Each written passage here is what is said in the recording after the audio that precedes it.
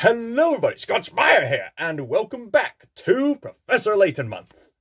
In the last episode, we analysed and reviewed the original trilogy, and what a success that trilogy was. But the creators decided to go for something a bit more ambitious. Indeed, there was more to be told of the adventures of the faithfully polite and intellectually genius professor of archaeology. And puzzle solving. The creators were ambitious enough to try out a prequel trilogy. Apart from Professor Layton, Luke, and cameo appearances from Inspector Chelmy and his police buddy, there would be completely new characters introduced for this trilogy, for this prequel series, and this time there'd be more of a long-running continuous story. The series would get more and more ambitious as it went along. For instance, Professor Layton and the Spectre's Call, as it's called in the UK, would be the very last traditional Nintendo DS game in the Professor Layton franchise before they shifted towards marketing towards the 3DS.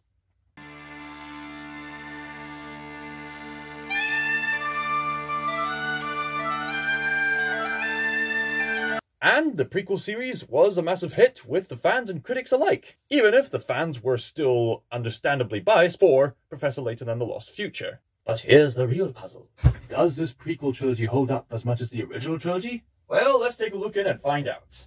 Before we begin, I should also note that between the events of Spectre's Call and Miracle Mask, there is the events of the movie Professor Layton and the Eternal Diva. How I got introduced to the franchise before playing Lost Future. This movie is indeed set in the prequel trilogy, and, much to my pleasant surprise, the later prequel series treated the movie as canon, referring to events that happened in that movie several times. I'm talking about the video games at the moment, and the movie will receive its own review later this month. So we venture into Professor Layton and the Spectre's Call, the chronologically first adventure of the Professor Layton series. Professor Layton is a successful professor of archaeology at the Gressenhella University. Layton has already gathered a reputation being a successful archaeology professor who is intrigued with archaeology that goes all the way back to biblical times. And one day he receives a letter from an old friend living in the village of Miss Tallery. With this typed letter in hand, he drives off to Miss Tallery, but not before encountering his brand new assistant, Emmy Altava. One of the best sidekicks ever.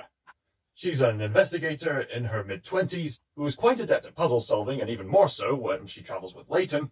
She's also quite adept with photography, flying planes, riding horses, and even knows some martial arts, which comes in handy in more than one occasion in this prequel series.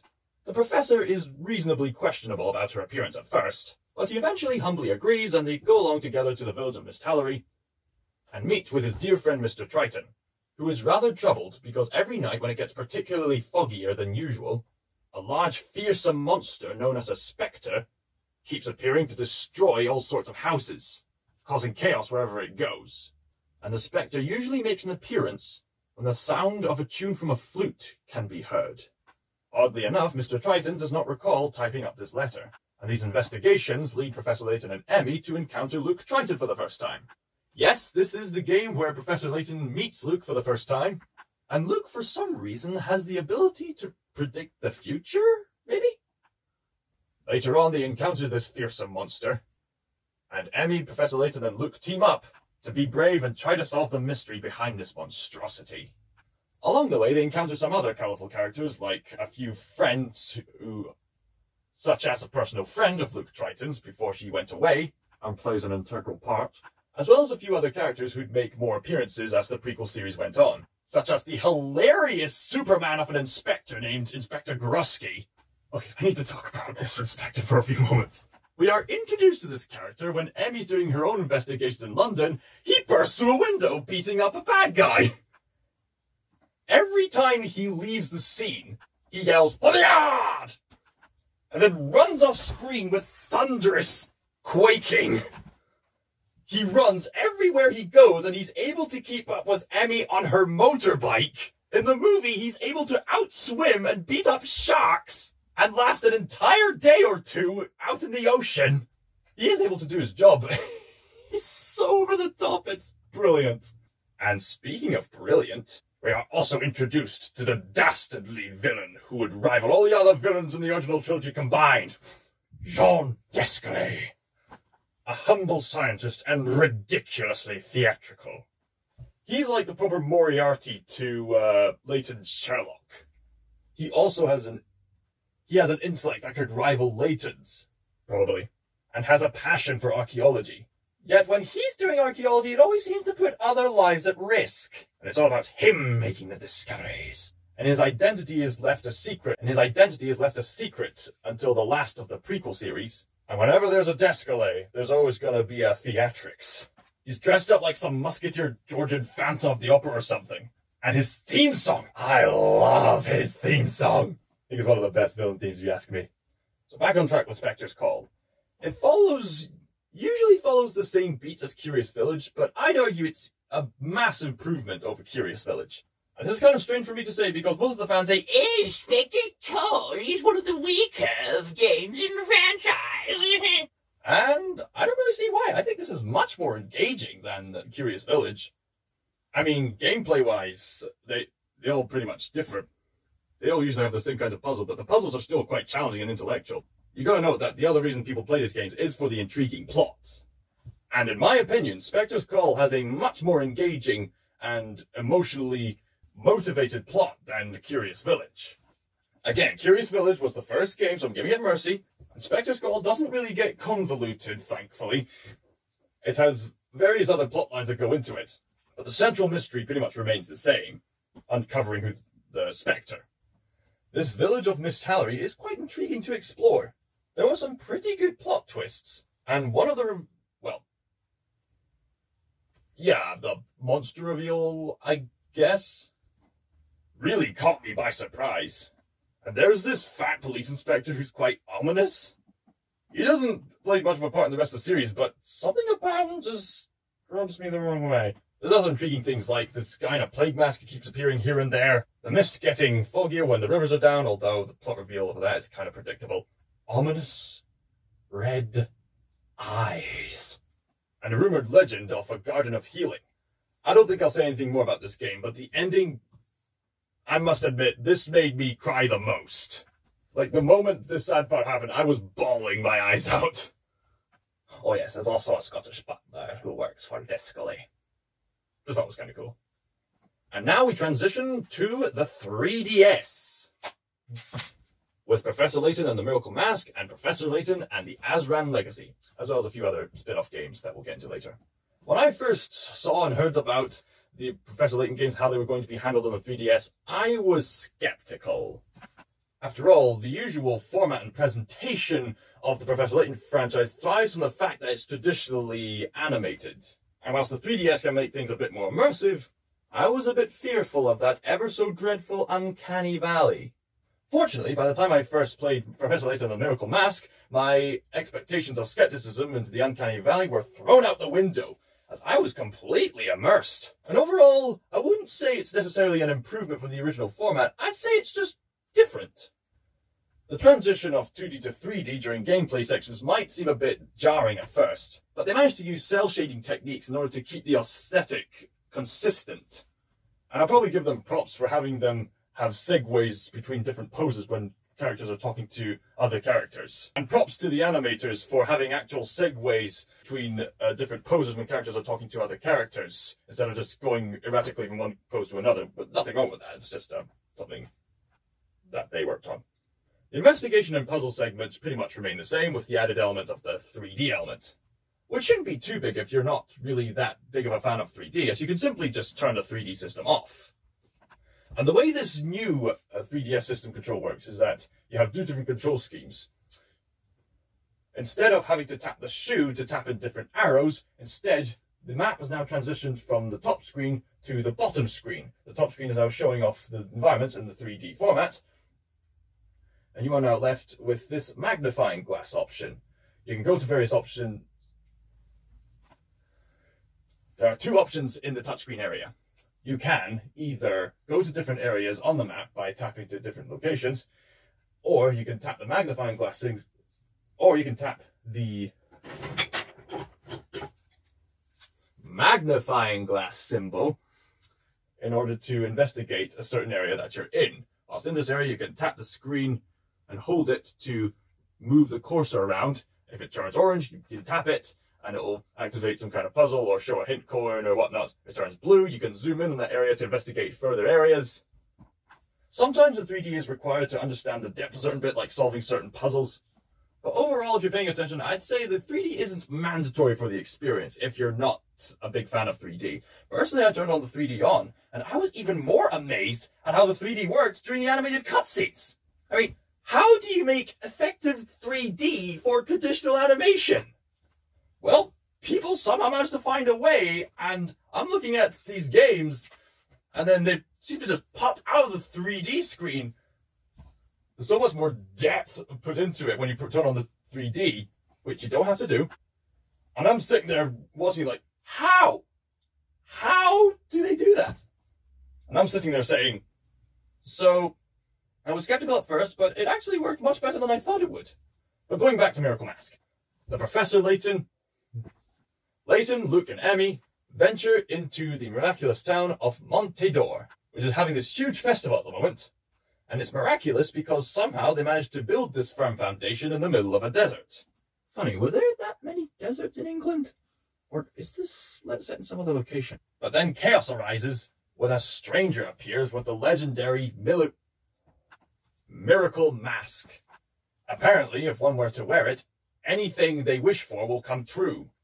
In this instance, the person wearing the masks appears to have a lust for turning people into stone and causing chaos, as well as making threats as to not get in his way, whatever he's up to. The man takes off with angel wings. The Professor, Emmy, and Luke take off on horses. There's also a horse mini-game. Some people have mixed feelings about that. I personally thought it was a bit fun. And the guy in the Miracle Mask disappears, leaving only behind a towel. Layton is reunited with some old friends who reside in Monte d'Or, like Angela and their college friends, who are still trying to get over an incident of missing their dear friend Randall. Getting deja vu, Layton realizes that his past is once again having to play a vital part. Getting some deja vu, Layton realizes that he needs to dig back into his own past in order to uncover the mystery of this current one. Layton realizes that he needs to dig back into his own past in order to solve this current mystery. As Layton tells Emmy and Luke about his past, we get to see Luke in his college years, with several surprising features about him at that age. One, he has a ridiculous haircut that could rival Sora from Kingdom Hearts. And two, he surprisingly doesn't have that much of an interest of archaeology, yet. But his good friend Randall practically lives and breathes archaeology, to the point where he's apparently found the legendary Miracle Mask, and has intentions on finding out its secrets in these catacombs that he's cleverly located, and put his name down in history, and then afterwards proposed to Angela. Yeah, Randall was a very ambitious person. Layton, at that age, reluctantly agrees to tag along with Randall, and they both engage in the archaeological discovery of a lifetime. This results in a bit of a change in gameplay, where instead of the traditional investigation gameplay, we instead get this dungeon crawler type gameplay, which is actually quite fun and really fits the situation, especially when you consider that they're trying to avoid these robotic mummies. And there are even puzzles within this dungeon section itself. And during this part, don't forget to dig out certain areas to get those hint coins and hidden puzzles. The eventual plot twist of who the masked gentleman is by the end is completely predictable. The moment you realize what the plot is, you say, oh my, there's a masked gentleman, he's terrorizing everybody. Oh, what's that? Layton and his colleagues have a missing friend? Oh my, I wonder who the masked gentleman could be. It's Randall. Yeah, there's no surprise there. Even a toddler would be able to figure this out. Now, fortunately, they do make up for this predictable plot twist with a rather heart-touching ending. It didn't make me bawl my eyes out and cry like the other ones did, but it was still legitimately heartwarming, with themes of miracles and love and forgiveness. It's poignantly beautiful, actually. It has a bit of its pacing issues, but for a first entry on the 3DS game, for a first entry into the 3DS systems, this is not a bad ambition at all. And for all the small complaints about the Miracle Mask, all that would be fixed in the last entry of the prequel series, Professor Layton and the Azran Legacy. I must say, as soon as I began playing the Azran Legacy, the presentation just stood out immensely, 10 times better than the Miracle Mask did. Azran Legacy starts off with this misty atmospheric intro even before the title pops up, which you can skip if you want to. And the moment you start a game, it already says prologue in the first cutscene, where it introduces the Scottish butler who served Descalay. Already suspicious, but at this point Layton, Luke and Emmy don't know that yet. And by the time the cutscene ends, the Scottish butler is suspicious that Layton is indeed the real Layton, and has to do an identity check by challenging you with a puzzle. And within 1 minute or two, we already know what this game is about. We already know that Layton, Emmy, and Luke are going to travel the world in this awesome airship. The Scottish butler has returned and he's a bit suspicious if you've been paying attention. And the first puzzle is already a bit of a head-scratcher. Fortunately, there's no way to lose Picarat points in this first puzzle, so this time a bit of trial and error is encouraged for people who are new to the franchise. And from what I've seen in the gameplay, the character models during the gameplay are much better refined.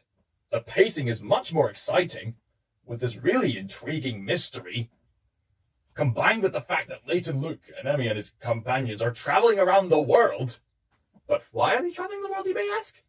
Because Layton, Emmy, and Luke have been invited by Professor Sycamore to solve this mystery regarding this girl who has been cryogenically frozen for such a long period of time that they predict that she is from an ancient civilization with technology far more advanced than that of modern man's. This little girl is the key to unlocking this mystery of these different Azran monuments which have appeared in the previous entries in the prequel franchise series. All of this, and they're being pursued by a paramilitary crime organization led by an ominous man in sunglasses named Targent. Not much is known about Targent and his henchmen, but Professor Sycamore seems to have a bone to pick with Targent, and thus begins a race against time to see if Professor Layton, Luke, Emmy, Sycamore, and his Scottish butler can keep this little girl safe from Targent and his men, and solve the mystery of the Azran legacy. From what I've just described, this is undeniably the largest in scale Layton adventure. So big, in fact, that the creators have stated that this would be the last game in the franchise with Professor Herschel Layton himself as the main protagonist. Things get especially exciting when Layton and his crew make any sort of discovery relating to the Azran legacy, with its sheer spectacle alone. And there's a chase scene right at the end of Chapter 1, where Sycamore and Layton take control of Bostonius and chase after Targent's airships as they have the mystery girl named Aurora on their ship as captive. And Layton has to shoot down these killer drones in very specific order. The fact they have to do it in such a specific order always keeps you on your toes. And the 3DS really brings alive that sense of flying through all these landscapes.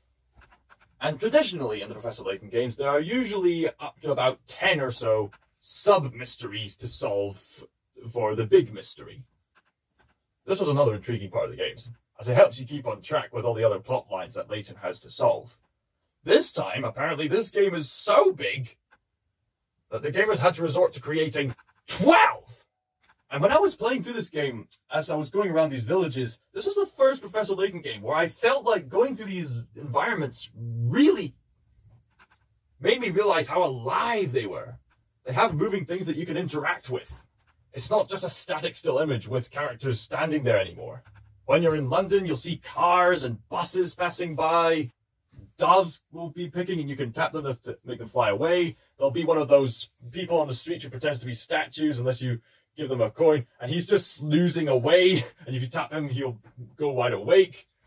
At the end of the second chapter, you're in this little village town, and at one point you can just see a train passing by. The environment of this game feels much more alive and active than the other games. And of course, with it being the final game, you'd expect there to be some gameplay refinements. And as for the rest of the game, I don't think I'll spoil anything. So what did I think of the prequel trilogy as a whole? I think it stands equally as tall as the original trilogy. I should note before I rate the prequel trilogy that I think all these games are equally fantastic, but how exactly will I describe that? I think I'd also rate it a 12.5 out of 12 and then just rate the whole Professor Layton franchise as an 11 out of 12. Thank you once again for watching this video. And those 6 adventures, 7 including the movie, were astounding and truly unforgettable. But it's not over yet. We've still got some... we've got some spin-off games to review. As well as a movie and an anime series. See you later on in Layton Month.